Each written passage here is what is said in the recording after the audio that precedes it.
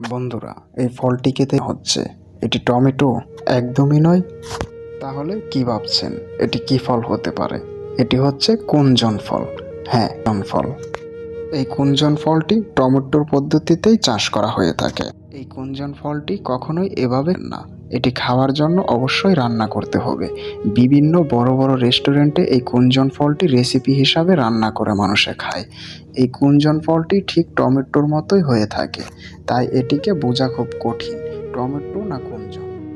এই এক একটা গাছে 2 থেকে 3 কেজি পর্যন্ত কুঞ্জন হয়ে থাকে।